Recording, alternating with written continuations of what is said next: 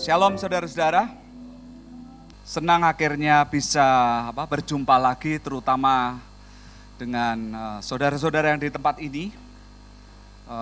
Apalagi setelah kita dan mungkin kita terus masih sedang berlangsung dalam melewati masalah dan persoalan yang bukan hanya yang kita alami, tetapi ini benar-benar teralami secara global dan dunia.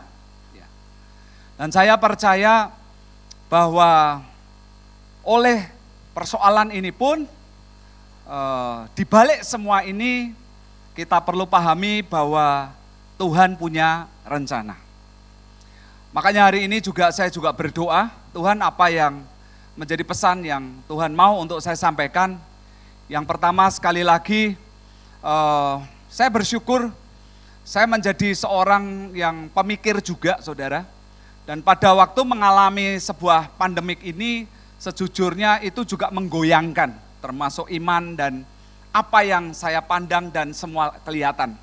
Apalagi bagaimanapun dampak daripada COVID ini atas setiap kita semua itu secara langsung tidak langsung itu berdampak, bahkan mungkin aktivitas dan bahkan pekerjaan dan pelayanan kita termasuk pelayanan saya semuanya bubar jalan. Dan bahkan kita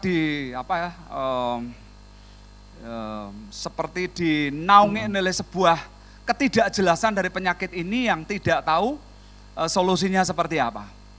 Tetapi saya juga sebagai seorang pemikir, saya juga doa, Tuhan tolong singkapkan Tuhan kalau boleh. Karena lama-lama ngikutin kalau hanya dengan pandangan kita lama-lama lihat berita bisa takut, saudara. Ya, kita lama-lama bisa mudah sekali untuk mendengar sesuatu dan goyang, saudara. Tetapi jangan lupa, sekali lagi kenapa tadi saya berkali-kali menyampaikan saya seorang pemikir, saya berharap di kelompok kita ini saya percaya ada panggilan-panggilan saudara mungkin yang memiliki iman yang luar biasa, ya. Tetapi saya juga percaya ada orang-orang yang mungkin dipercayakan menjadi pemikir-pemikirnya Tuhan. Dan tadinya saya berpikir Tuhan kalau pemikir itu kelas bawah gitu, rendahan gitu.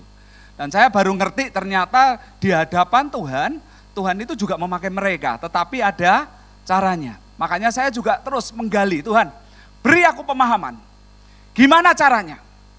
Dan singkat cerita, kira-kira beberapa bulan yang lalu, Tuhan itu istilahnya singkapkan, dan Tuhan berkata, nak, pelajari musuhmu.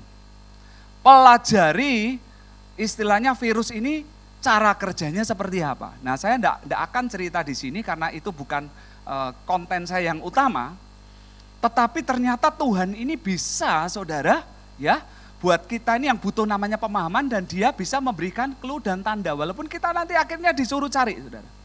Dan anehnya saya istilahnya bisa diberikan buat saya kemurahan Tuhan untuk saya bisa memilah-milah mana informasi yang benar dan yang tidak. Kan saya percaya beberapa bulan yang lalu saudara mungkin kalau mendengar ini pasti simpang siur, ya kan?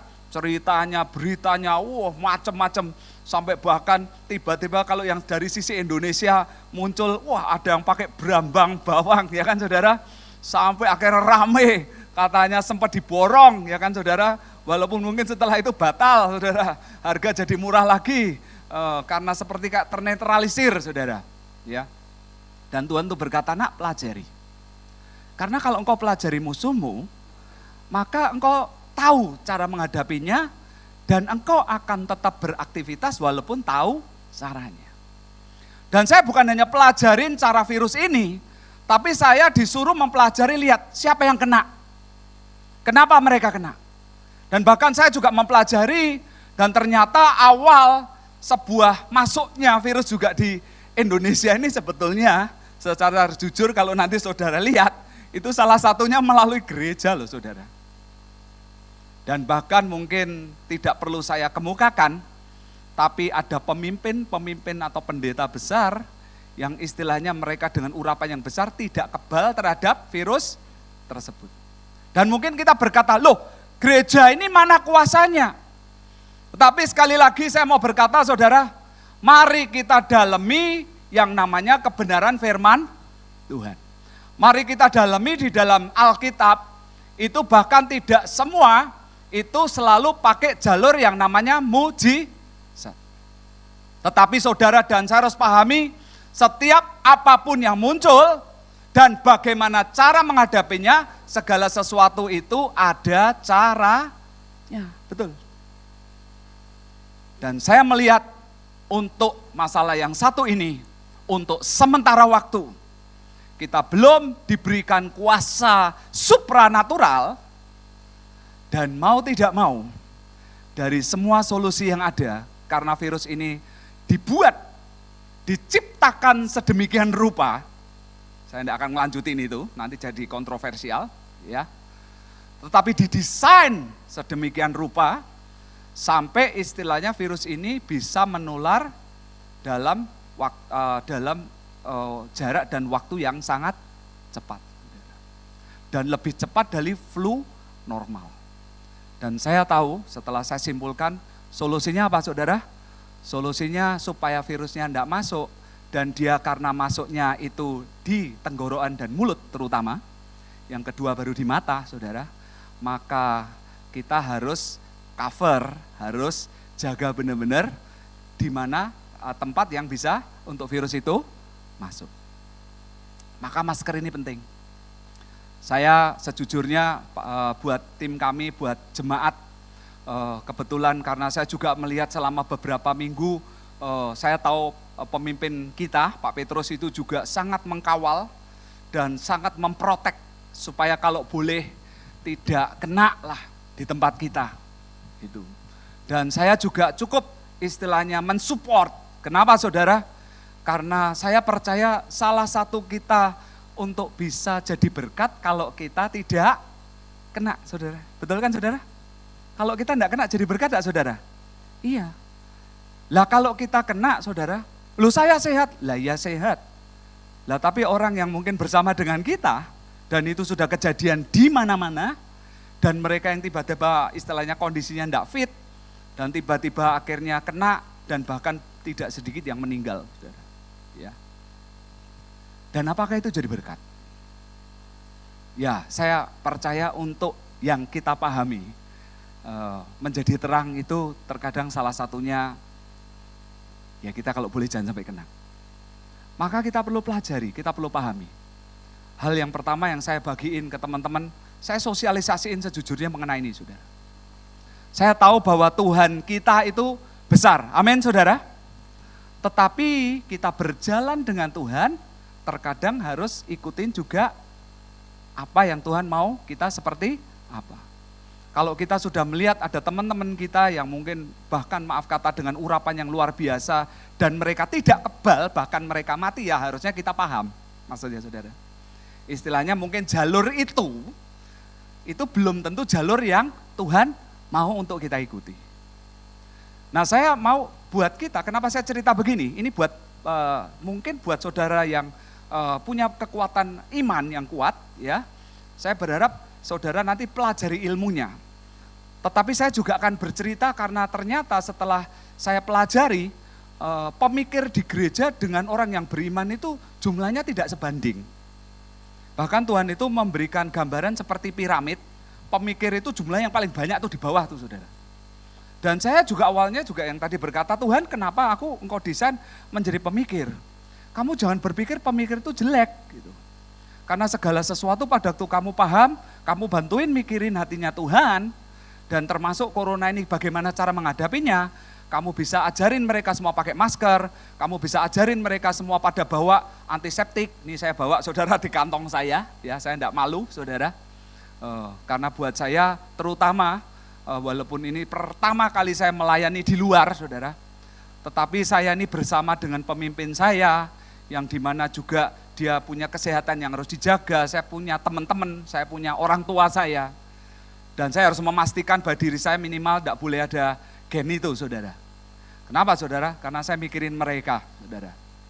Saya mau jadi berkat buat mereka, buat keluarga saya, bahkan saya hari-hari ini setelah disingkapkan Tuhan, dan Tuhan berkata, nak masuk ke komsel-komsel. Dan saya tanya dengan beberapa tim lain dan mereka belum berani saudara. Tapi tim kami ini sudah gerak di komsel-komsel. Karena mungkin di gereja tidak mudah di waktu itu, sempat ibadah cuman hanya 22 orang.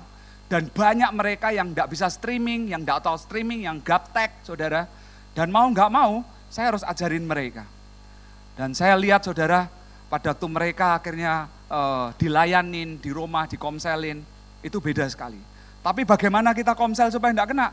Kita cek semuanya saudara. Kita cek siapa yang sakit, kita pantau saudara. Dan maaf kata kita juga istilahnya agak bergaris keras. Supaya pada waktu yang sakit kita himbau supaya mereka istirahat terlebih dahulu. Kalau mungkin mau berkomunikasi ya via telepon dulu aja.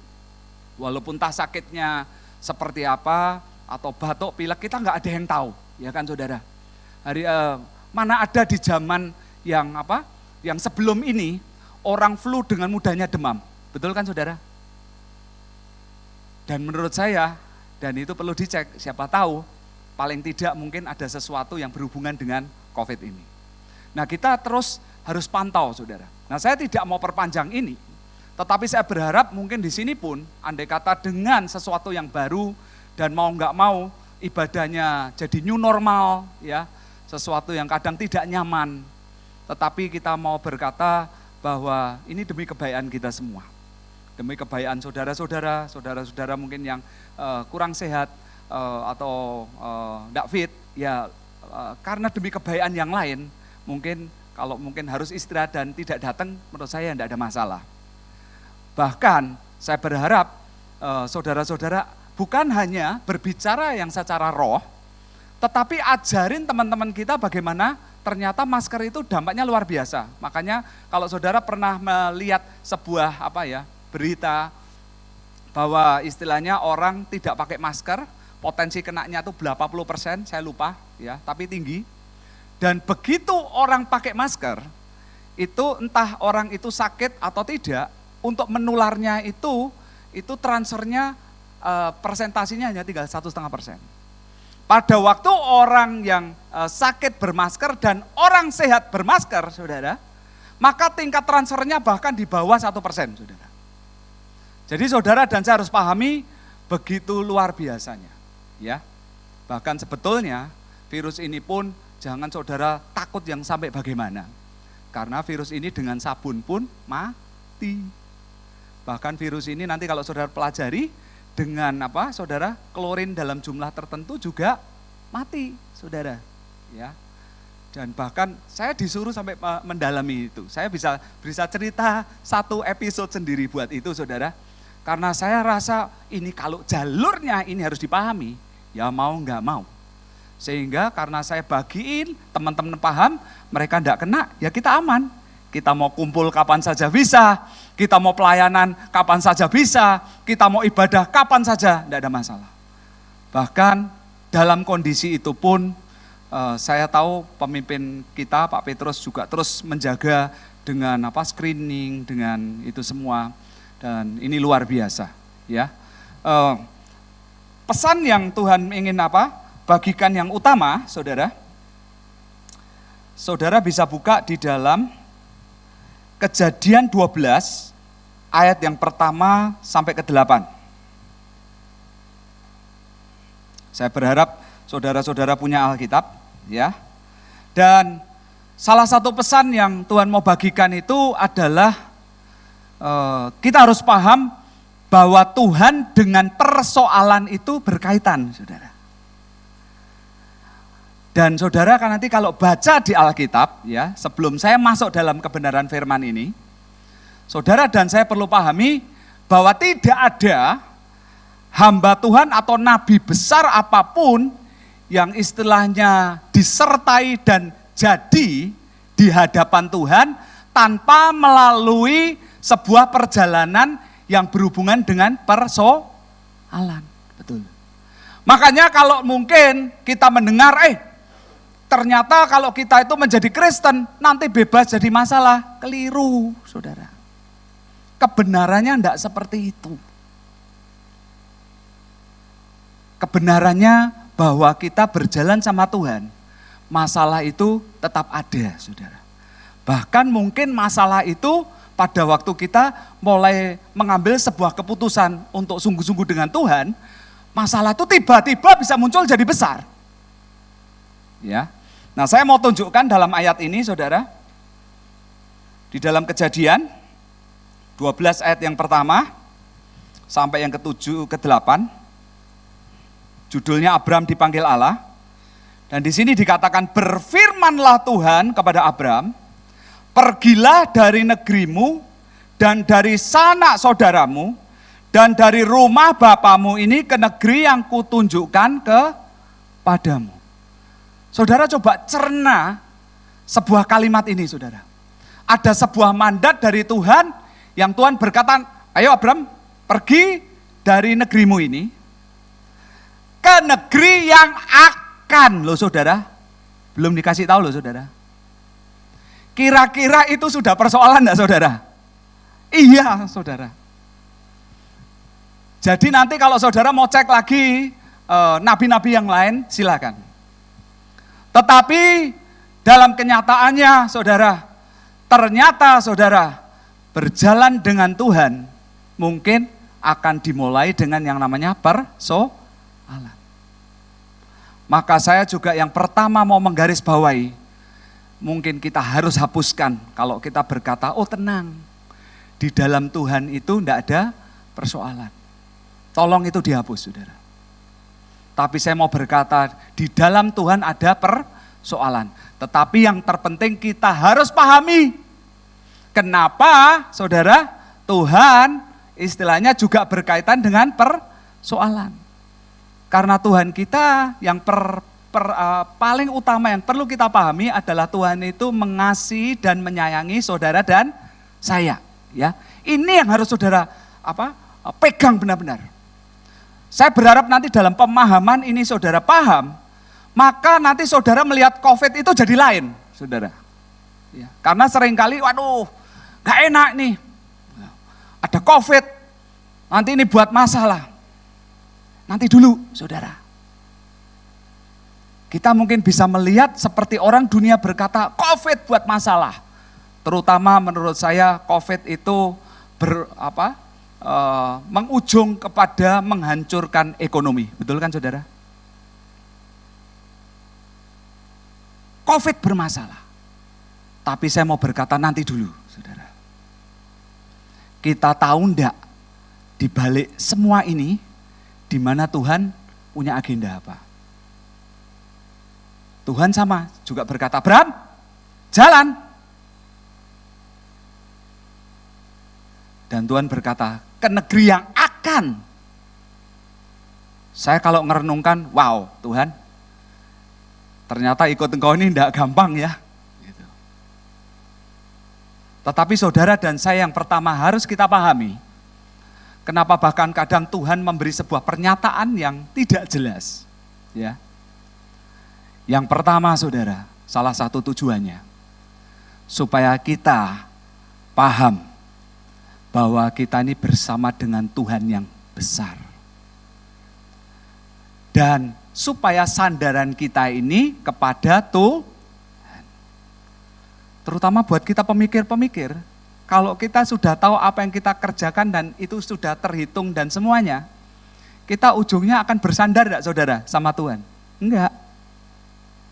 Kenapa saya berani ngomong begitu? Karena itu saya juga. Tetapi seringkali Tuhan buat sesuatu, saudara, yang tidak kita paham, yang kita anggap itu menjadi sebuah persoalan. Supaya akhirnya kita ini mau, oh ya Tuhan, aku enggak bisa. Aku butuh Engkau. Maka saudara lihat, saudara, di ayat yang kedua, aku akan membuat engkau menjadi bangsa yang besar. Lihat, ada janji Tuhan yang luar biasa. Memberkati engkau serta membuat namamu masyhur. Dan engkau akan menjadi berkat. Aku akan memberkati orang-orang yang memberkati engkau dan mengutuk orang-orang yang mengutuk engkau. Dan olehmu semua kaum di muka bumi akan mendapat berkat. Lalu pergilah Abram seperti yang difirmankan Tuhan kepadanya. Dan Lot pun bersama-sama dengan dia. Abram berumur 75 tahun. Ketika ia berangkat dari Haran. Abram membasarai istrinya dan Lot, anak saudaranya, dan segala harta benda yang didapat mereka. dan orang-orang yang diperoleh mereka di Haran, mereka berangkat ke tanah Kanaan. Lalu sampai ke situ, Abram berjalan melalui negeri itu sampai ke suatu tempat Sikem, yaitu pohon tarbantin di More. Waktu itu orang Kanaan diam di situ. Ini juga ajaib sekali. Kalau mungkin saudara bisa ngikutin pemahaman mengenai pohon tarbantin, saudara bisa ikut streaming atau mengambil dari YouTube yang disampaikan oleh Pak Jimmy, ya, terutama di sesi yang kedua, sesi pertama ya berarti, ya sesi pertama hari Sabtu, itu menurut saya saudara nanti bisa dapat di kedalaman ini, dan ini pun Tuhan berbicara dan Tuhan berkarya sama Abraham juga melalui namanya pohon tarbantin. Lanjut saudara.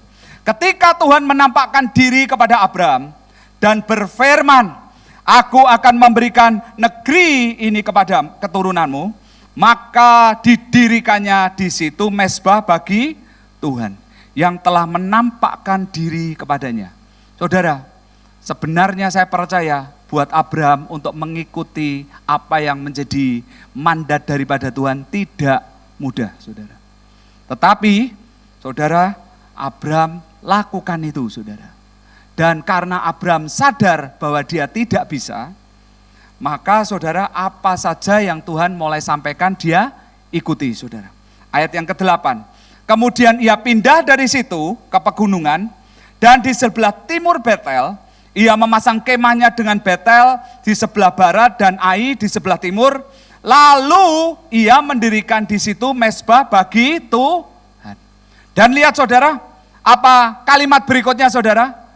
Dan memanggil nama Tuhan.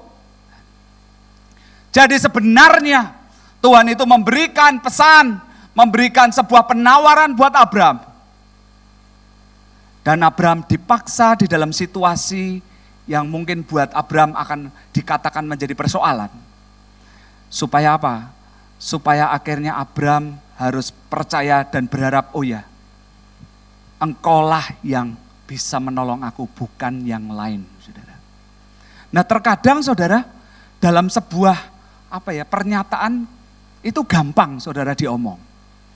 Tetapi sebenarnya juga hari-hari ini jangan kaget, kalau mungkin dalam sebuah skenario atau persoalan seperti pandemik, atau saya tidak tahu dampak dari pandemik ini apa yang kita alami, ya. Kita ini saudara hari-hari ini nih nyandar benar sama Tuhan, berharap benar sama Tuhan, atau kita ini masih saudara istilahnya menggunakan dengan kekuatan kita dan kita mengatasnamakan Tuhan. Itu beda loh saudara. Kadang kita berkata, oh ya aku berharap sama Tuhan. Lah kalau kita berharap sama Tuhan, tentunya kita ini dalam apa yang bahkan karena ini Tuhan yang mau ngerjakan, kita perlu kejar untuk memahami itu saudara.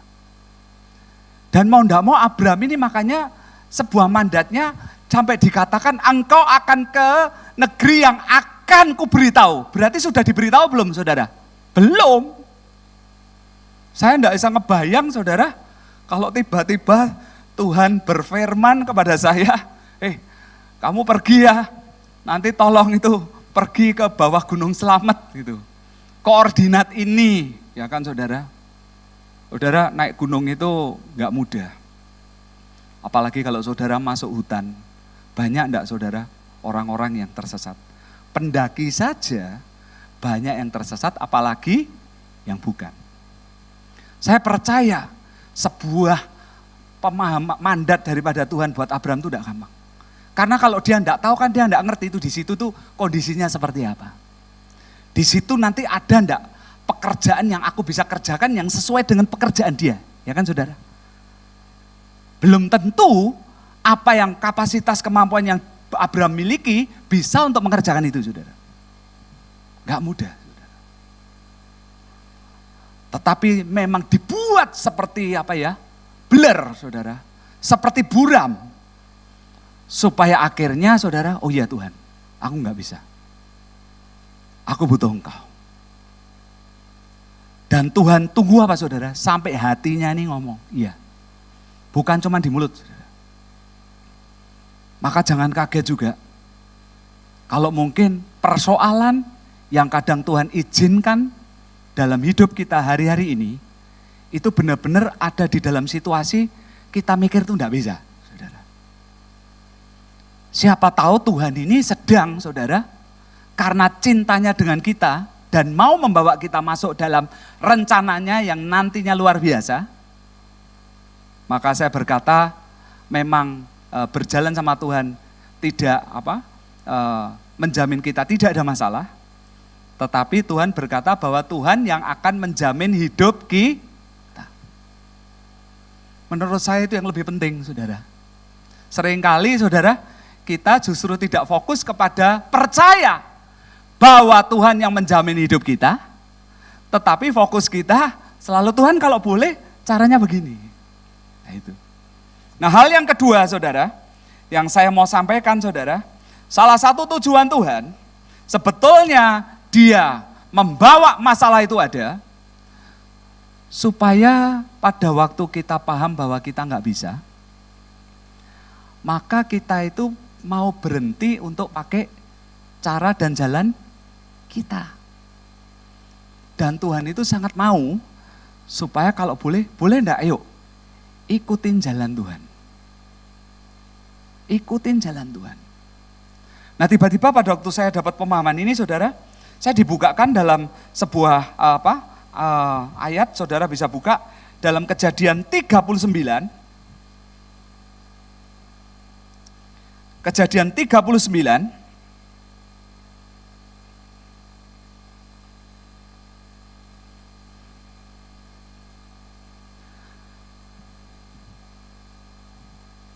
Ayat yang pertama dan kedua, judulnya Yusuf di rumah Potifar. Jadi ini kalau saudara nanti lihat ceritanya, Yusuf ini istilahnya mengalami masalah dengan saudara-saudaranya, dan dia nggak tahu tiba-tiba bencana itu terjadi, persoalan besar itu terjadi dalam hidupnya, dan dia akhirnya dijual, saudara, dan dibelilah oleh seorang yang bernama Potifar, dan ini adalah kalau enggak salah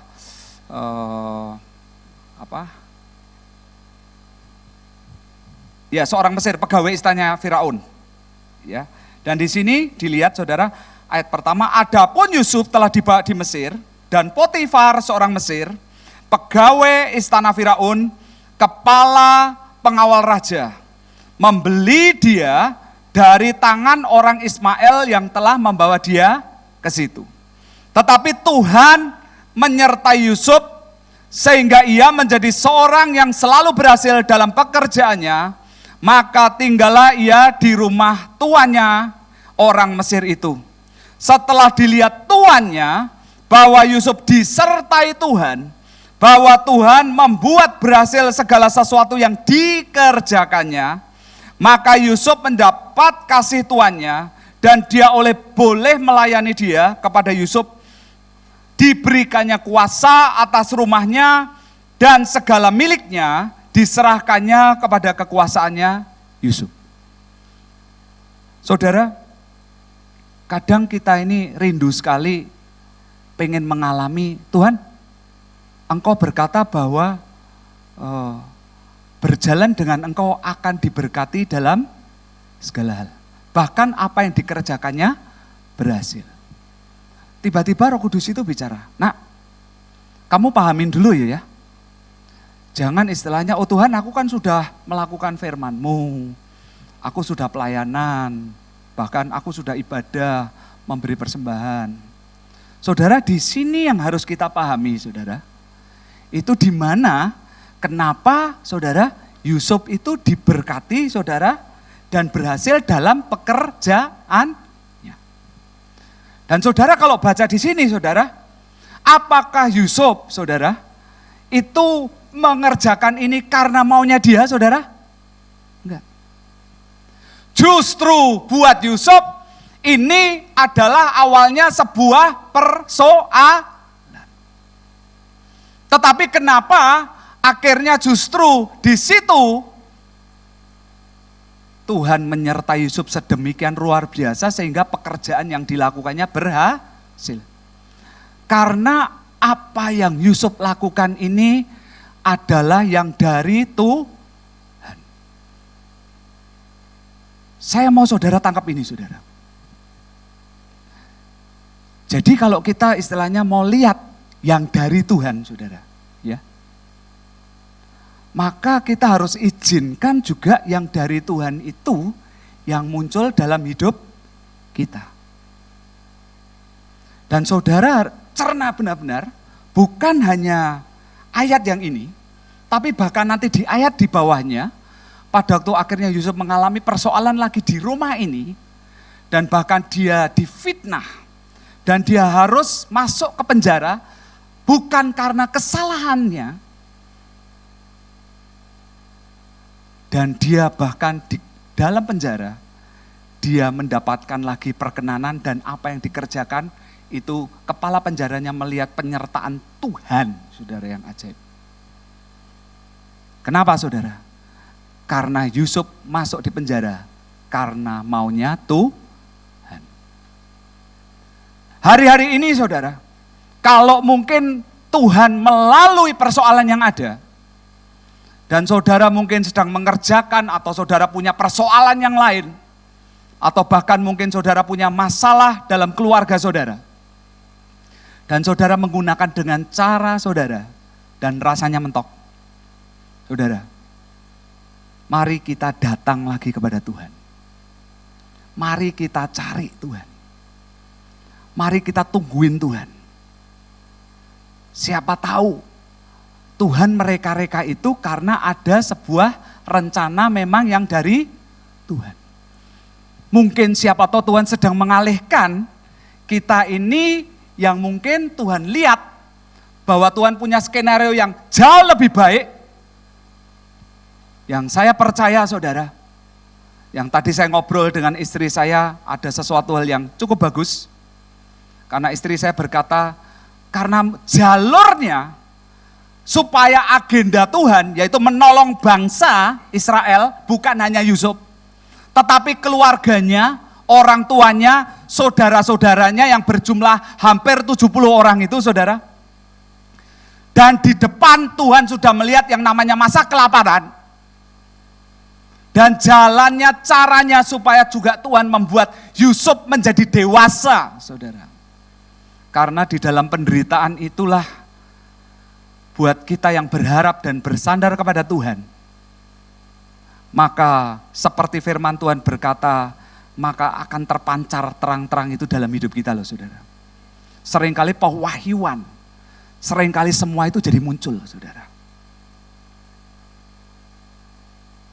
Dan itu Tuhan skenariokan kepada Yusuf. Dan Tuhan tahu jalurnya harus lewat ini. Dan mungkin kalau Yusuf tidak lewat jalur ini, dan karena Tuhan melihat salah satu yang bisa dipakai, yang berkapasitas besar adalah Firaun.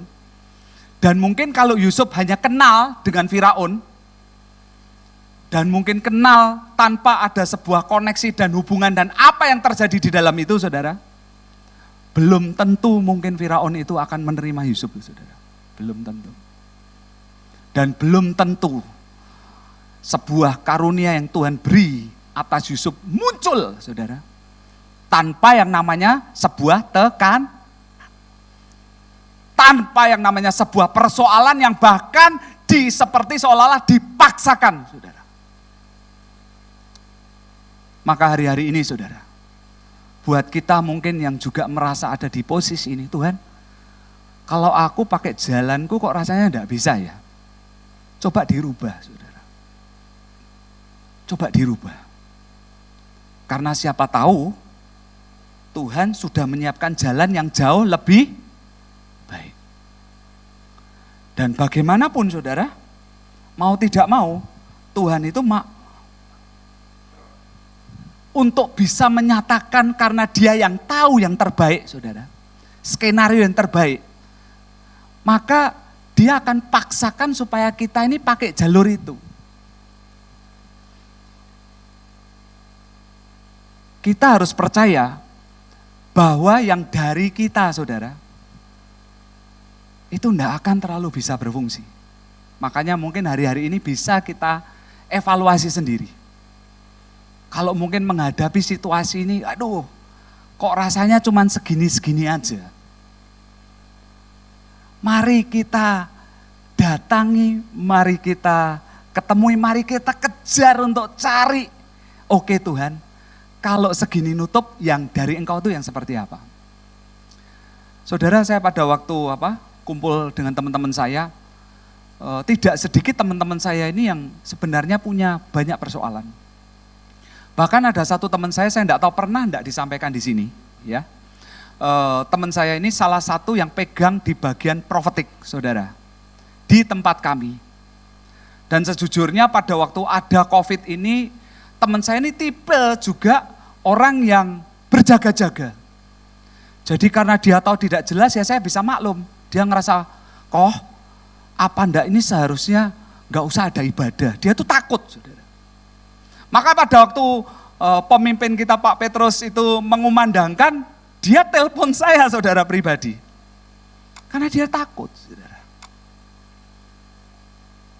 Tapi kita ngobrol, dan saya juga akan memahami, oke, Pak Petrus ini mau mengadakan ibadah itu proseduralnya seperti apa, dan karena saya sudah mempelajari bagaimana menghadapi virus itu, dan saya lihat oke, saudara, kita punya ruangan ibadah yang besar, bisa terbuka, ya. Makanya saudara,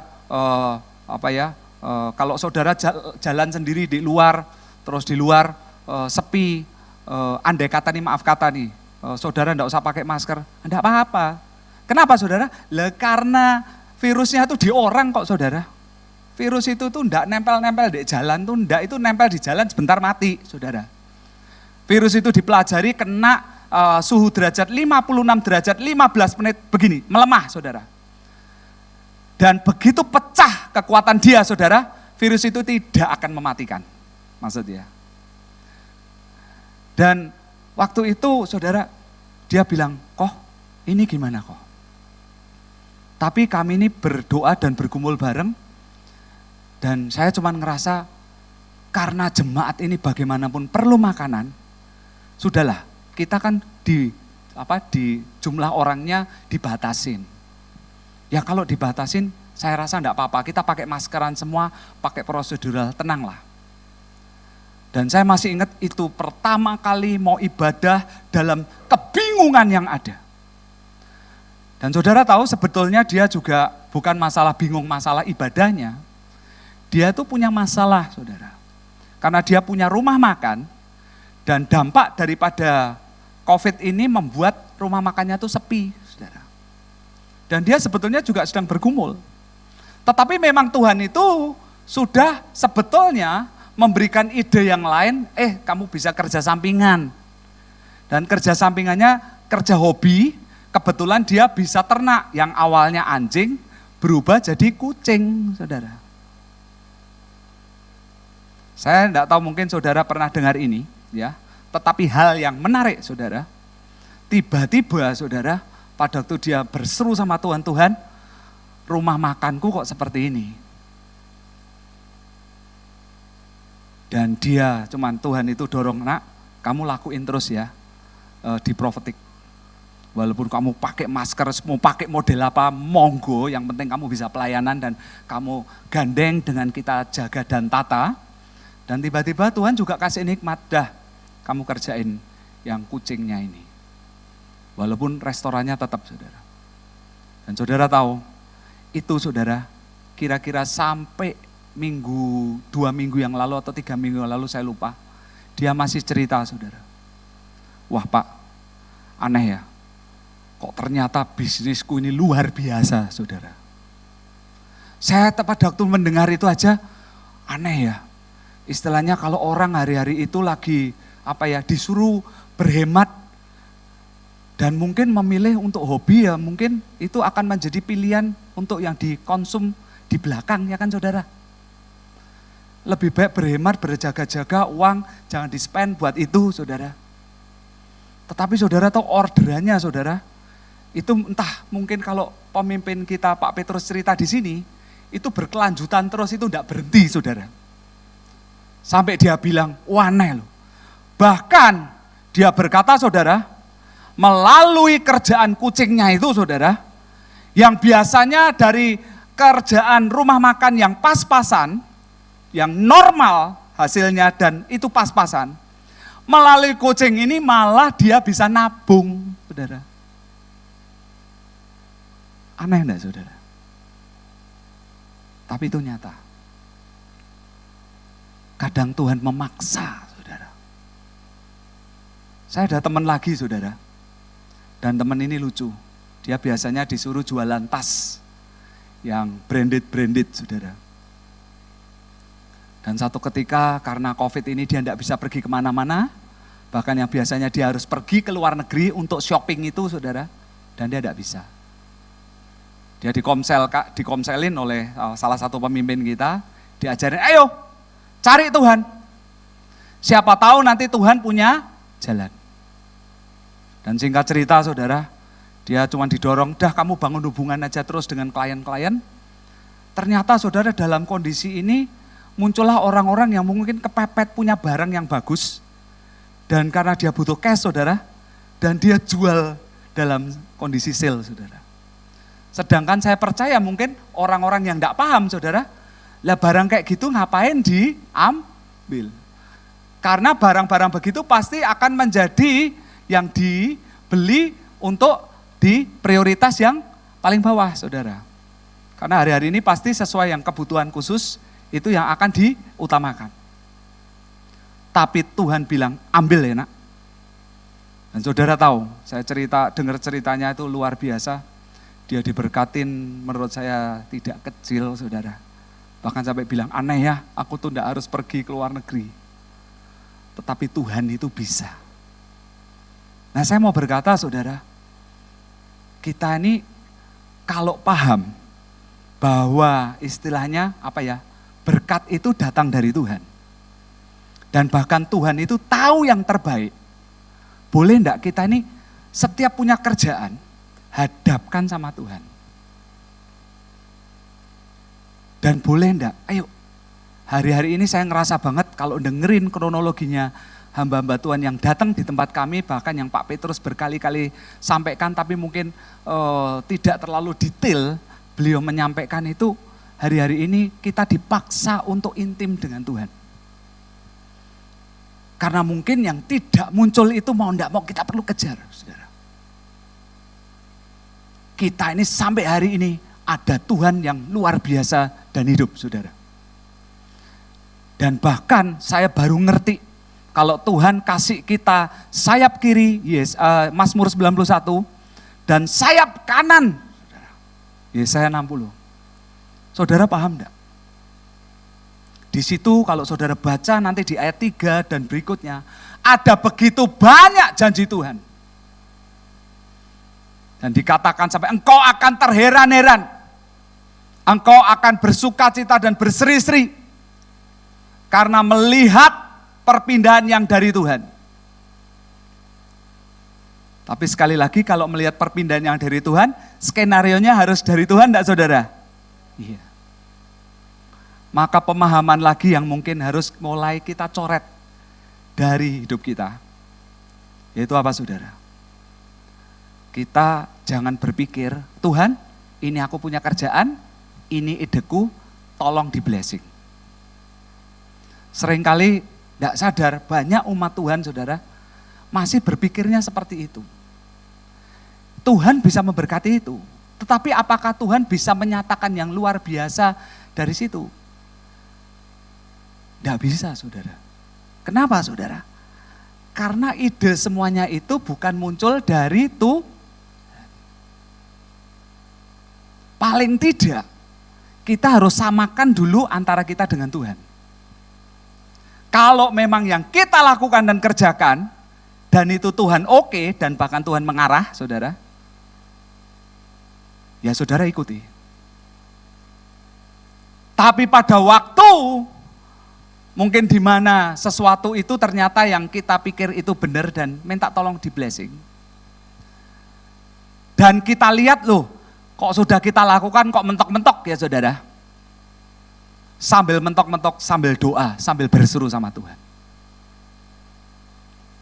Saya mau berkata saudara, kalau kita mau ngikut jalannya Tuhan, Kita perlu punya yang namanya fleksibilitas. Kita mau siap untuk berubah seperti yang Tuhan skenariokan. Betul. Jangan kaku, saudara. Hari-hari ini buat para pelayan Tuhan, kasihan saudara. Saya percaya banyak hamba-hamba Tuhan yang menderita kalau dalam kondisi COVID begini mereka tidak bisa pelayanan. Terus mereka gimana, saudara? Tapi saya tahu Tuhan sedang paksa semua supaya setiap bahkan pelayan-pelayan dan hamba-hamba Tuhan bersandar dan berharap kepada Tuhan. Betul. Kalau dibeginikan, mau enggak ikutin jalan Tuhan? Dan saudara, kenapa tadi saya cerita mengenai Yusuf? Karena sekali lagi, bagaimana menjadi berhasil dalam pekerjaannya? Karena agendanya yang dikerjakan Yusuf pun itu ada dalam skenario Tuhan. Memang Tuhan yang buat itu, saudara. Maka kalau saudara mau ada di situ, saudara harus lihat persoalan ini. Tuhan mau apa dalam rencananya. Lanjut, saudara.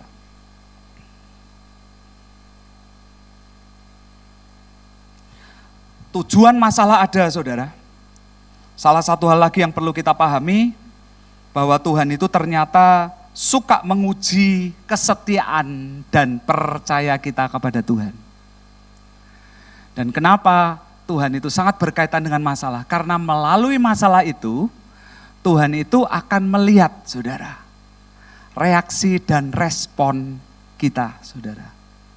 Dan ternyata yang Tuhan paling tunggu, itu ternyata adalah hati, saudara. Makanya hari-hari ini, saudara, itu hati kita seperti apa, itu penting, saudara. Kita ini dalam kondisi begini sama dengan dunia, kita mau ngomel, saudara, walaupun saya percaya, apa enak toh yang namanya punya masalah? Nggak enak. Apa enak kalau kita punya kerjaan dan tiba-tiba ditutup, ya kan saudara? Nggak enak. Apa enak kalau kita mungkin dalam kondisi begini dan itu berdampak mungkin di keluarga kita? Nggak enak. Tetapi sekali lagi saudara, di sini ternyata saudara, Tuhan itu suka saudara melalui persoalan itu ngelihat saudara. Dan itu ada tujuannya. Makanya yuk kita buka dalam Hakim-Hakim 10 saudara. Ayat yang ke-6 sampai 16. Hakim-Hakim 10 ayat yang ke-6 sampai 16. Judulnya Israel ditindas oleh Bani Amon. Orang Israel itu melakukan pula apa yang jadi mata Tuhan. Mereka beribadah kepada Baal dan para Asitoret dan kepada para Allah orang Aram, para Allah orang Sidon, para Allah orang Moab, para Allah Bani Amon, para Allah orang Filistin. Tetapi Tuhan ditinggalkan mereka dan kepada Tuhan mereka tidak beribadah. Ini juga hari-hari ini kita perlu evaluasi. Pada waktu mungkin pandemik ini ada saudara, dan saya mau berkata saudara, mungkin ke depan ini pun antivirus ya pasti akan keluar, tapi belum tentu andai kata persoalan pandemik ini selesai, nggak ada persoalan yang lainnya. Tetapi saudara, saya mau berkata pada waktu dalam kondisi seperti ini, kita cek dak hati kita. Sampai hari ini kita benar masih nyandar sama Tuhan, atau tanpa kita sadari Allah-Allah yang lain sudah lebih kuat daripada kita. Oh aku tidak menyembah yang lain kok, iya. Tapi maaf kata saudara, kalau pikirannya kita kuat aja, itu sudah bermasalah enggak saudara? Pada waktu kita tidak bersandar sama Tuhan, oh iya, aku akan ngikutin ini, ada ahli ekonomi ini ngarahnya ke sini. Tuhan mau itu enggak saudara? Kita kadang enggak sadar saudara. Kadang mungkin kita enggak sadar lagi, kalau mungkin yang kita kerohaniannya mungkin enggak dekat sama Tuhan, kita sudah mulai cari yang lain saudara. Ini persoalan saudara. Dan terkadang Tuhan itu tidak langsung memberi, tetapi Tuhan akan nguji dulu, coba. Dan ini saya lanjutkan saudara. Karena bangsa Israel error, Lalu bangkitlah murka Tuhan terhadap orang Israel, dan ia menyerahkan mereka ke dalam tangan orang Filistin dan Bani Amon. Dalam tahun itu juga orang Israel ditindas dan diinjak mereka. 18 tahun lamanya mereka memperlakukan demikian semua orang Israel yang di seberang sungai Yordan, di tanah orang Amori yang di Gilead. Dan Bani Amon pun menyeberangi sungai Yordan untuk berperang melawan suku Yehuda, suku Benyamin, suku dan keturunan Efraim, sehingga orang Israel sangat terdesak. Lalu, lihat saudara, berserulah orang Israel kepada Tuhan. Katanya, kami telah berbuat dosa terhadap engkau. Ini sadar akhirnya bangsa Israel. Dia sadar, wah aku salah nih, ngikut. Dan dia berseru, sebab kami telah meninggalkan Allah kami, lalu beribadah kepada Tuhan. Mereka bertobat, dan mereka bahkan mencari Tuhan, saudara. Tapi saudara, dan saya perlu lihat ayat yang berikutnya, saudara. Tetapi firman Tuhan kepada orang Israel, bukankah aku yang telah menyelamatkan kamu dari tangan orang Mesir, orang Amori dan Bani Amon, orang Filistin, orang Sidon, suku Amalek, suku Maon, yang menindas kamu ketika kamu berseru kepadaku. Ayat 13, tetapi kamu telah meninggalkan aku dan beribadah kepada Allah lain, sebab aku tidak akan menyelamatkan kamu lagi. Saudara, bangsa Israel berseru-seru kepada Tuhan, ampun Tuhan, aku mau berharap kepadamu. Saudara lihat Tuhannya jual mahal enggak, saudara? Ngomongnya begitu. Saudara, dan saya tahu enggak, kalau terkadang Tuhan itu jual mahal loh, saudara. Walaupun ada maksudnya. Mungkin kita mencari dia, mungkin kita melakukan sebuah kesalahan, kita memahami dan menyadari, oh ya aku lagi error nih. Dan sekarang aku cari, tapi kok kenapa kok begini ya, kayaknya Tuhan enggak mau temuin ya, enggak mau datengin. Saudara, saya mau berharap kita belajar dari kebenaran ini, saudara. Dan bahkan di sini dikatakan, pergi sajalah berseru kepada Allah yang telah kamu pilih itu. Lihat saudara, Tuhannya nantang. Sana, kamu sama Allah itu aja. Biar merekalah yang menyelamatkan kamu pada waktu kamu terdesak. Lihat kata orang Israel lagi, saudara. Kata orang Israel kepada Tuhan, kami telah berbuat dosa. Inilah yang saya berharap saudara pahami, sebuah sikap hati di kalimat berikutnya. Lakukanlah kepada kami segala yang baik di matamu, hanya tolonglah kiranya kami sekarang ini.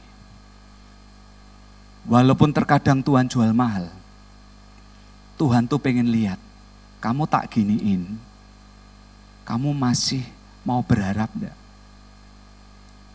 Bahkan saudara lihat di ayat 14, di sini dikatakan pergilah berserulah kepada mereka, ilah-ilah yang lain. Di dalam hidup kita, saudara, persoalan kadang Tuhan munculkan karena Tuhan tertarik kita memilih, saudara. Apa yang kita pilih? Kekuatan kita sendiri? Apa yang kita pilih, saudara? Orang yang lain yang mungkin dicari, saudara, yang mereka lebih hebat? Atau yang kita pilih, Tuhan di atas segala Tuhan dan Raja di atas segala Raja. Dan Tuhan itu tidak bisa dibohongin, saudara. Makanya kalau kita berkata, Tuhan aku milih engkau, aku tuh lihat hatimu kok. Engkau bicara di mulutmu, tapi hatimu mesti yang lain. Gak bisa, saudara. Dan mungkin Tuhan akan terus jual mahal. Dan saudara lihat salah satu kuncinya, justru di sini yang bangsa Israel lakukan. Dia berkata, aku nyerah Tuhan. Aku pokoknya mau dengan engkau. Dan lihat ayat yang ke-16, bukan hanya di mulut saudara, bangsa Israel membuat sebuah pernyataan. Maka hari-hari ini saudara, deklarasi itu penting enggak saudara? Buat pernyataan itu artinya. Kita disuruh percaya, penting enggak saudara? Iya. Kita disuruh deklarasi, penting enggak saudara? Tetapi saudara paham enggak yang saudara deklarasiin? Karena bukan hanya dideklarasiin saudara. Saudara dan saya harus paham yang saudara deklarasiin dan lakukan. Di sini bangsa Israel melakukan. Ayat 16 dikatakan, dan mereka bangsa Israel menjauhkan para allah asing di tengah-tengah mereka. Lalu mereka beribadah kepada Tuhan. Mereka memilih, saudara. Tuhan, aku berhenti dengan yang lain. Aku buang semuanya. Aku buang pemahamanku. Aku buang yang aku anggap pinter. Saudara, saya hari-hari ini sedang ketemu dengan orang-orang yang pinter dan bahasa kita munyeng, saudara. Karena nggak ngerti cara nyelesainya. Dan Tuhan paksa itu. Untuk akhirnya cari siapa saudara? Cari Tuhan. Dan di sini saudara, lalu mereka beribadah kepada Tuhan. Titik saudara, lihat berikutnya. Dalam sebuah keputusan.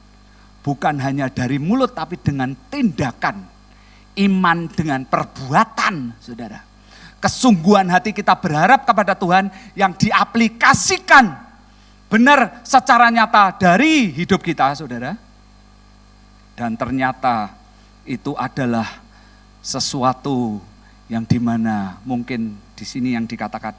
Maka Tuhan tidak dapat lagi menahan hatinya melihat kesukaran mereka.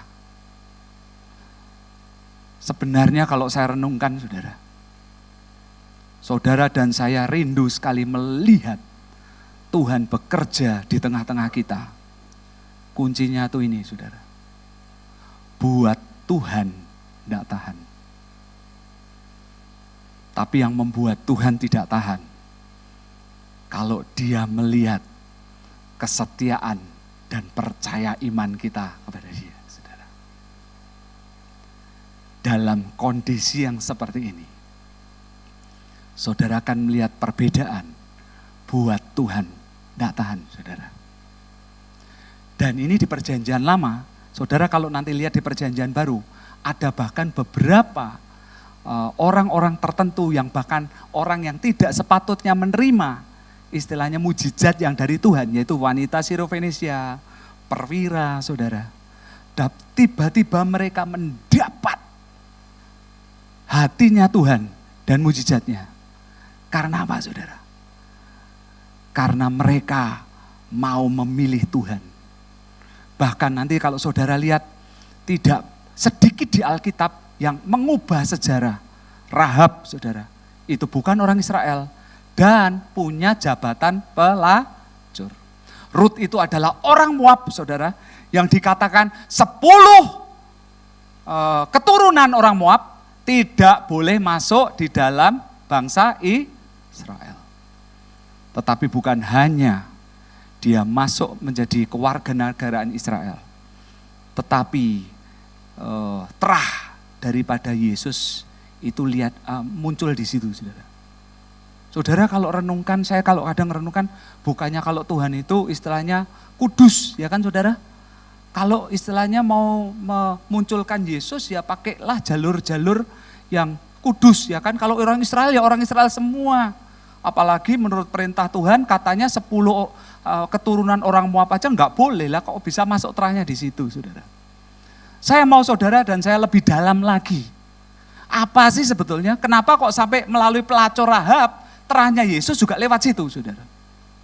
Yang Tuhan lebih lihat dari semua yang dikatakan yang namanya aturan atau hukumnya Tuhan. Tuhan lebih tertarik kepada orang-orang yang gila dengan Tuhan. Orang-orang berkata, Tuhan aku milih engkau. Aku gak milih yang lain. Tuhan aku milih engkau. Terserah dah engkau mau apain. Saudara lihat sebuah kerelaan bangsa Israel untuk mau diapain sama Tuhan. Sampai dia berkata, kami telah berbuat dosa, lakukan kepada kami segala yang baik di mata katamu. Jadi intinya kalau Tuhan murka, mau disampar ya monggo. Mau aku kelaparan ya boleh. Mau pedang ya enggak apa-apa. Tetapi mereka cuma berkata, Tuhan, tapi aku di tangan-Mu loh Tuhan. Saya memahami dari perkataan ini saudara. Ini benar-benar seperti mereka ini saudara nyandar benar-benar sama Tuhan.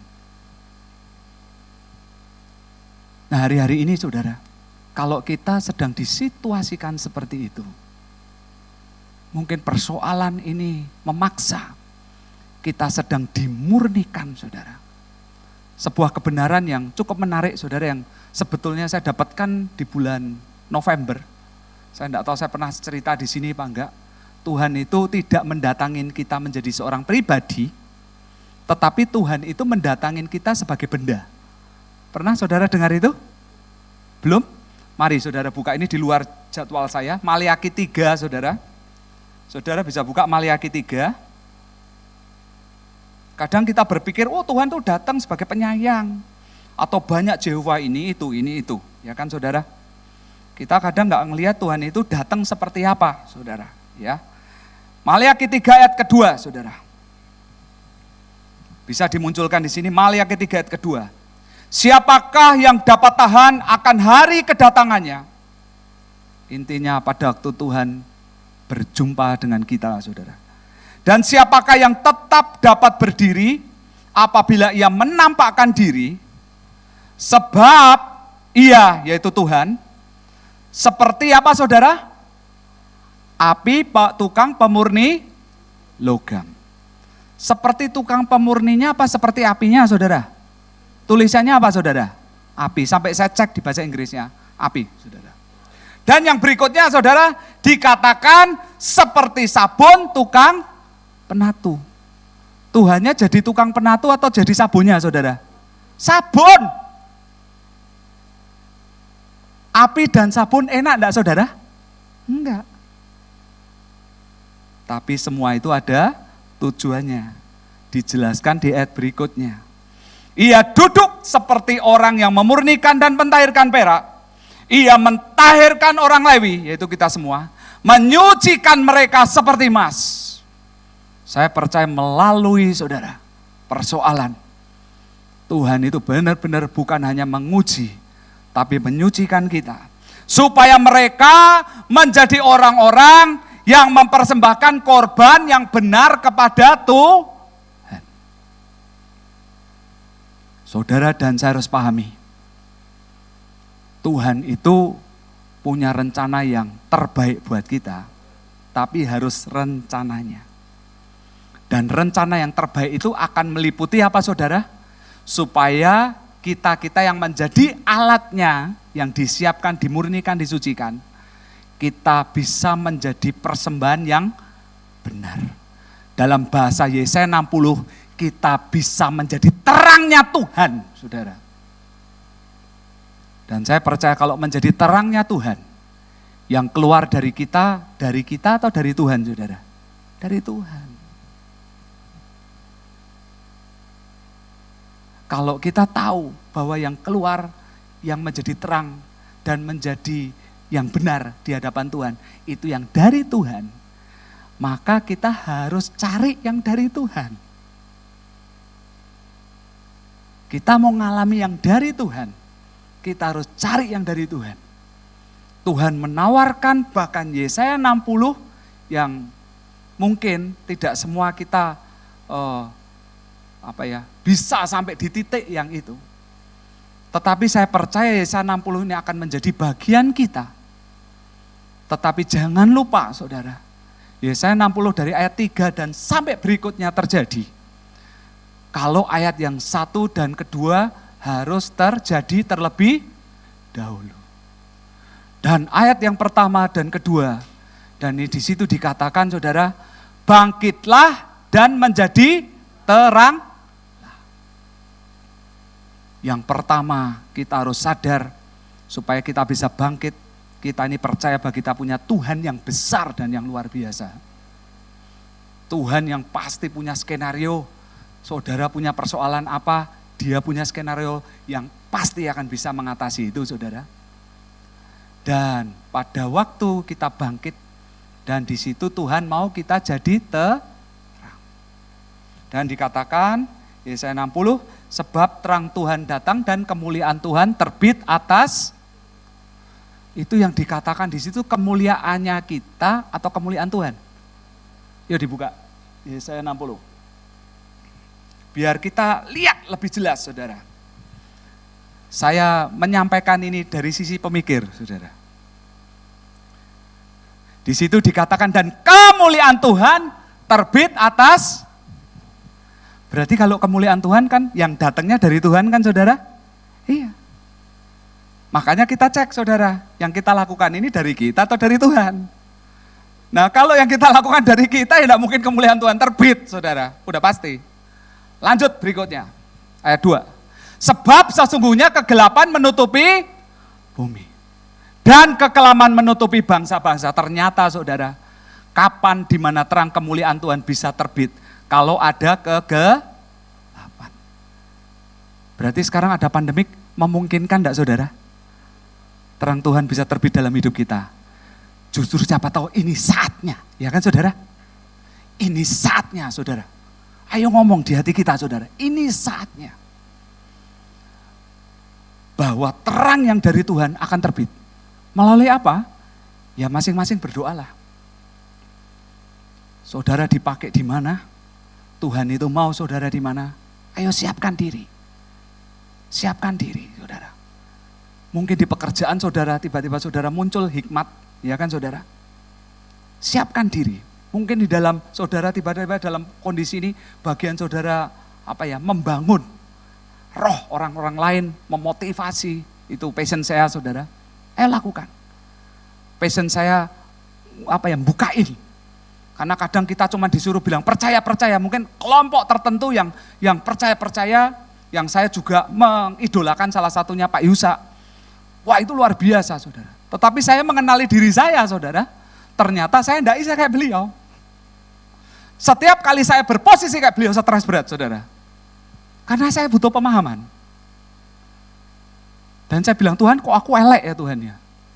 Istilahnya kok enggak seperti yang orang-orang yang lain. Nah, yang elek di Alkitab tuh yang dipakai Tuhan luar biasa tuh banyak. Saudara tahu tiba-tiba Tuhan singkapan. Saudara, ada satu hamba Tuhan besar di Alkitab, saudara. Yang ternyata pemikir. Saudara tahu namanya siapa, saudara? Ada yang tahu? Thomas sudah pasti, ya kan, saudara? Kalau aku tidak mencucukkan, ya kan, saudara? Ya? Siapa? Kurang dengar saya. Paulus? Ya mungkin termasuk, tapi tidak terlalu menonjol, tidak terlalu kelihatan. Karena dia ngerohnya kuat, saudara. Satu hamba Tuhan yang besar, saudara. Yang ternyata pikirannya kuat, Ayub, saudara. Mau tahu? Buka Ayub 42 ayat 5. Hanya dengan kata orang saja aku mendengar tentang engkau. Makanya, saudara, pada waktu Tuhan proses dia, ngomel-ngomel enggak sebetulnya Ayub, saudara. Tetapi sekarang mataku sendiri melihat. Padahal firman Tuhan berkata, berbagailah engkau yang tidak melihat namun berarti pemikir enggak, saudara? Iya. Bahkan untuk menjelaskan lagi Ayub itu pemikir, bacalah ayat 40, 39, 38. Itu Tuhan sampai datengin sendiri dan ngobrol. Kenapa, saudara? Karena mungkin dalam sebuah proses dia tidak bisa pahami karena mungkin dia seorang pemikir, saudara. Tetapi Tuhan sayang loh, saudara. Makanya buat saudara-saudara yang pemikir, saudara, ayo kejarlah Tuhan, ngobrol lah, minta tanda enggak apa-apa. Saya minta tanda terus, saudara. Lah lebih baik buat saya minta tanda saya paham, ya toh, saudara. Dan saya paham, ilmiahnya bagaimana ini, bagaimana saya bisa bantu orang lain. Mungkin saya belum jalan lewat dari versi yang mungkin yang seperti Engkong Yusa yang luar biasa. Tapi intinya kan goalnya sama kan, saudara. Oh ya, kalau hari-hari ini Tuhan sedang mempersiapkan, makanya saya bilang, Tuhan singkapin ayat. Buat aku paham Tuhan, apa yang hari-hari ini kau mau kerjakan. Walaupun terkadang Tuhan beri statementnya itu dan saya tidak paham. Saya pada waktu diberi mengenai sabun api saya tidak paham. Kok nggak enak ya, tapi saya baru paham sekarang. Karena bagaimana Tuhan mau terbit kemuliaannya, buka lagi Yesaya 60 ayat 2. Di dalam kegelapan, Yesaya 60 ayat 2. Tetapi terang Tuhan terbit atasmu dan kemuliaannya, sampai 2 kali Tuhan nyebut, saudara. Maka pada waktu terang Tuhan bisa terbit dalam hidup kita, saudara silahkan baca ayat 3 sampai terakhir dan itu mungkin akan menjadi bagian saudara. Entah 10%, 20%, 30%. Kenapa saya berani ngomong 10%, 23% dan tidak 100%? Karena jangan sampai kita salah tangkap hatinya Tuhan. Kalau Tuhan mau jadikan saudara 10% ya jangan saudara pengen 90%. Karena kalau itu kemuliaannya andai kata benar kekayaan itu diberikan buat kita saudara, kita siap enggak saudara? Kalau itu kita anggap menjadi yang namanya kemuliaan Tuhan. Kalau kemuliaan Tuhan berarti miliknya siapa saudara? Lah miliknya Tuhan. Jadi kalau tiba-tiba mungkin datang, maaf kata nih, karena kekayaan bangsa-bangsa ya kan saudara, oke datang 50 miliar. Dan tiba-tiba Tuhan bilang, nak 49 miliar ya, siap ya masuk sini, situ, sini, situ, sini, situ. Oh Tuhan, jadi 1 miliar tuh. Misalnya, ini contoh aja saudara. Kita tuh kadang ngomong, oh Tuhan 1 miliar enggak apa-apa. Ya kita belum ngalami yuk saudara. Coba tiba-tiba di rekening kita saudara, lihat 50 miliar saudara. Hibah maksudnya saudara. Mudah kita ngomong 49 miliar buat Tuhan saudara. Tetapi bilang terang Tuhan itu adalah yang dari Tuhan. Sampai kita paham, oh ya Tuhan itu Engkau. Maka saudara-saudara siapkan diri. Sebenarnya Tuhan beri penawaran yang luar biasa buat kita. Tetapi terkadang mungkin itu belum benar-benar bisa tersampaikan. Karena kita harus pahami dengan kuat apa dari dampak yang Tuhan akan nyatakan itu. Dan bagaimana kita tuh menyiapkan diri. Kalau ternyata nanti Tuhan punya rencana di balik semua itu saudara. Saya mau berkata saudara, Tuhan itu saudara, istilahnya ndak akan saudara, membuat kita ndak nyaman dan ndak enak. Saya tadi tiba-tiba ngobrol dengan istri saya dan sebetulnya di kegerakan kami ini juga ada orang-orang yang dipakai dengan luar biasa secara finansial dan sejujurnya saya mengagumi saudara. Saya bahkan berkata Tuhan, wah itu sebetulnya luar biasa kok dipelajari.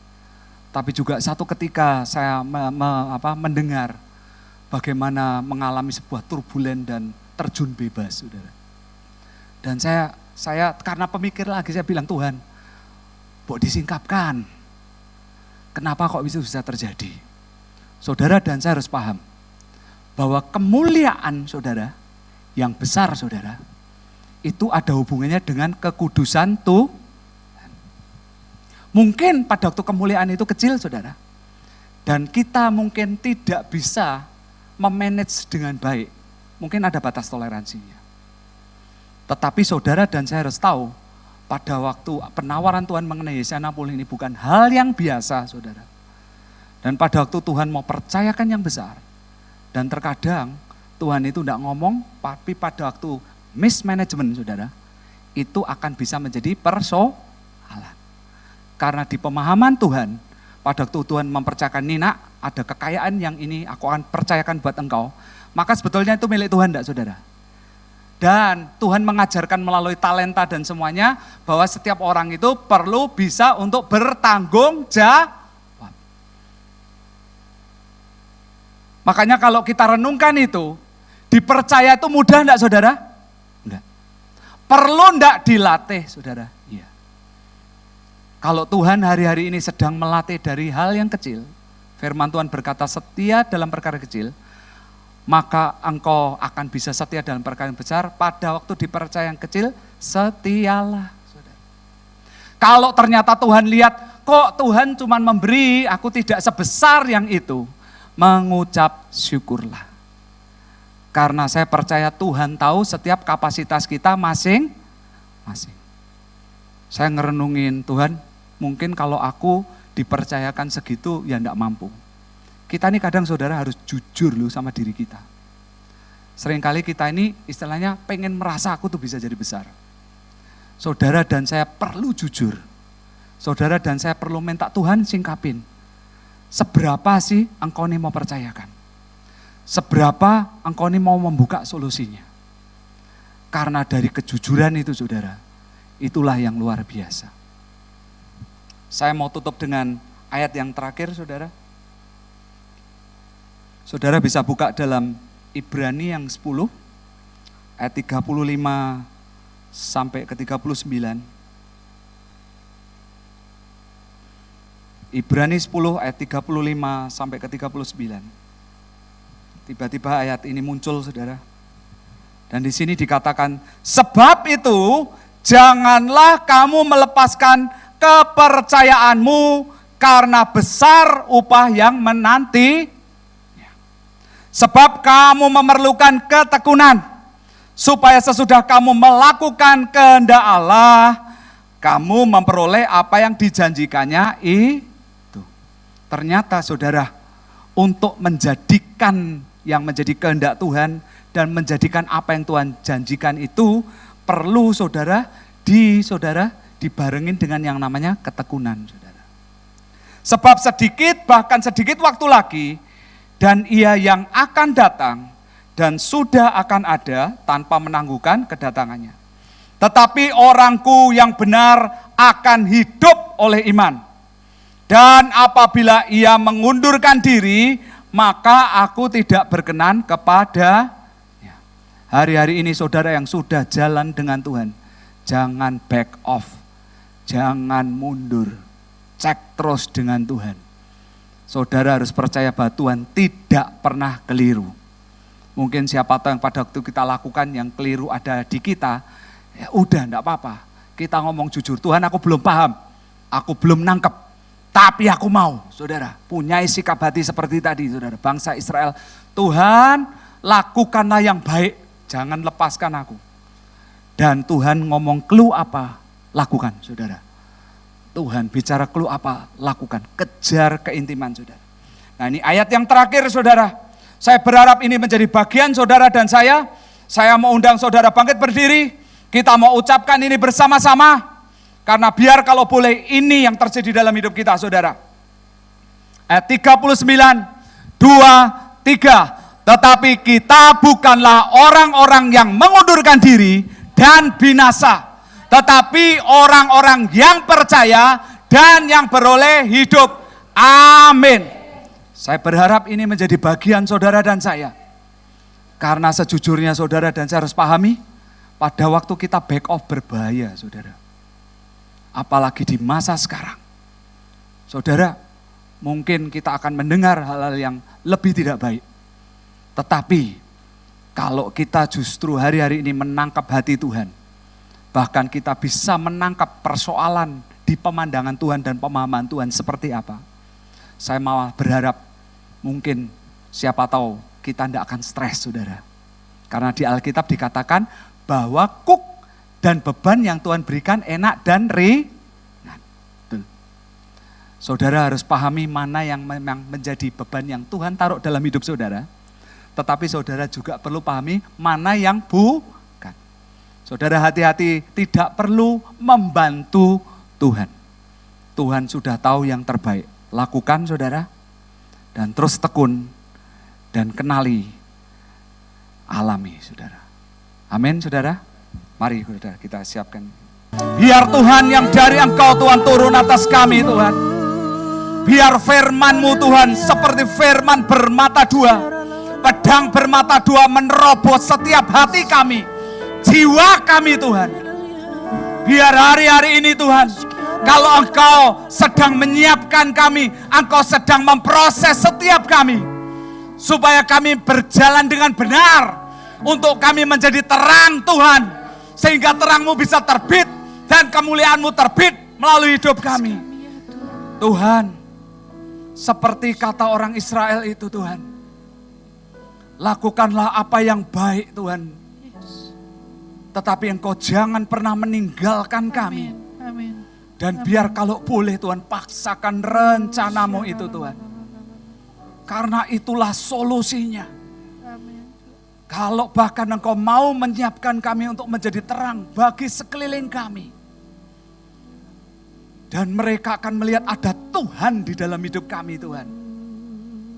Tuhan, silahkan Engkau berperkara atas setiap kami. Buat kami paham hari-hari ini. Supaya hati kami tidak hanya berfokus kepada kami dan kami dan kami. Tetapi hati kami mau membuka diri, Tuhan, Engkau mau apa atas hidup kami. Dan supaya kami benar-benar boleh menjadi terang dan berguna seperti yang Kau mau. Kami percaya bahwa skenario-Mu bisa terjadi dalam hidup kami. Engkau bisa memberikan jalan demi jalan dari setiap persoalan demi persoalan yang kami hadapi. Baik keluarga, baik ekonomi, baik pekerjaan, baik pelayanan Tuhan. Dan Engkau sangat bisa dan sangat bisa. Saya mau ajak saudara, minta lagu ini ditayangkan dari ayat yang pertama. Saya percaya apa yang disampaikan oleh Pak Petrus di hari Minggu kemarin itu, kita mendeklarasikan ini bagus sekali. Dan kalau boleh, ini boleh menjadi sebuah kebenaran yang tertancap di hati kita, saudara. Karena biar firman Tuhan itu yang akan membersihkan dan membuat kita melihat apa yang Tuhan rencanakan yang mungkin kita awalnya tidak melihat, bahkan mungkin kita bisa melihatnya negatif. Tetapi kalau boleh mata kita mulai malam hari ini akan terbuka. Sehingga yang dari Tuhan kita ikuti dan itu yang akan menerobos. Dan saya mau ajak, yuk kita ucapkan bersama-sama. Tuhan Yesus kami percaya. Kita katakan bersama-sama ya. Tuhan Yesus kami percaya. Firman-Mu membersihkanku. Lanjut. Dan terang-Mu Tuhan akan menjadi jalanku. Kami percaya bahwa kasih-Mu yang akan membawa kami melekat erat dengan hati-Mu Tuhan. Tuhan, Engkau yang telah memilih kami dan bawa kami untuk kami menjadi bagian-Mu. Dan ajar kami taat kepada perintah-Mu dan berbuah seperti yang Engkau kehendaki. Dan Tuhan, biarlah Engkau ada di dalam kami dan mampukan kami untuk kami menjadi kecil dan Engkau menjadi besar dan kami ada di dalam-Mu. Dan kami percaya Tuhan bahwa kami tidak dapat hidup di luar kasih-Mu. Karena Engkaulah Tuhan yang menjadi pokok anggur, pokok terbantin yang sejati. Bukan kehendak kami, namun kehendak-Mu yang terjadi Tuhan atas hidup kami. Buat kami taat dan setia di jalan yang Kau beri. Tuhan Yesus, buat kami percaya hanya kepadamu. Terima kasih Tuhan. Ini menjadi doa dan pernyataan kami. Engkau yang akan memampukan kami Tuhan. Supaya apa yang kami katakan ini Engkau berkenan Tuhan. Dan Engkau bekerja mulai hari ini. Hamba berdoa buat setiap yang percaya. Maka Engkau bekerja atas setiap mereka Tuhan. Karena Engkau bahkan bisa bekerja kepada orang-orang yang tidak terhitung. Kami percaya kepada setiap kami. Engkau bisa dan pasti bekerja. Buat setiap kami yang merindukan, buat setiap kami yang haus, buat setiap kami yang memahami. Tuhan, biar bangkitkan setiap kami. Kami percaya roh yang daripadamu tidak akan pernah padam, lebih besar bahkan dari persoalan besar yang sedang terjadi. Bahkan kami percaya di dalam kegelapan ini ada kesempatan-kesempatan kami akan melihat kemuliaan Tuhan terbit melalui hidup kami Tuhan. Kami akan melihat pembalikan demi pembalikan keadaan. Kami akan melihat jalan-jalan Tuhan yang pada waktu kami ikuti dan itu akan menjadi luar biasa. Terima kasih Tuhan, meteraikan kebenaran firman ini Tuhan. Tancapkan supaya boleh menjadi benih buat setiap kami. Kami terima Tuhan benih ini di dalam nama Tuhan Yesus. Kami berdoa dan mengucap syukur. Semua yang percaya berkata, amin.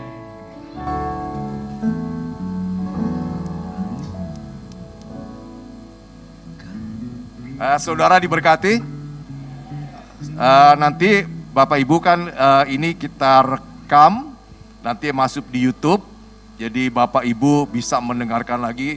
Saya percaya banyak mutiara-mutiara kebenaran yang disampaikan oleh Pak Yo yang akan memberkati kita dan memberikan kita pengertian-pengertian baru. Amin. Jadi pastikan Bapak Ibu nanti di rumah berapa hari mungkin keluar ya, Ellen ya. Nah oke. Terima kasih Pak Yo telah memberkati kita dengan kebenaran firman Tuhan. Dan ada beberapa pengumuman yang hendak saya sampaikan. Senin depan tanggal 10 Agustus kita akan dilayani oleh Pak Victor, Pastor Victor Purnomo dari HTS Semarang. Jadi bagi Bapak Ibu yang ingin datang sekali lagi WA ke saya ya, kita akan karena terus terang saja kita batasi sesuai dengan tempat yang tersedia ya. Jadi silakan Bapak Ibu, dan tadi kita tetap ikuti prosedur, badan sehat, pakai masker ya. Oke, itu yang saya sampaikan. Kemudian ada doa 24 jam, Tegal itu kebagian tanggal 13 Agustus ya.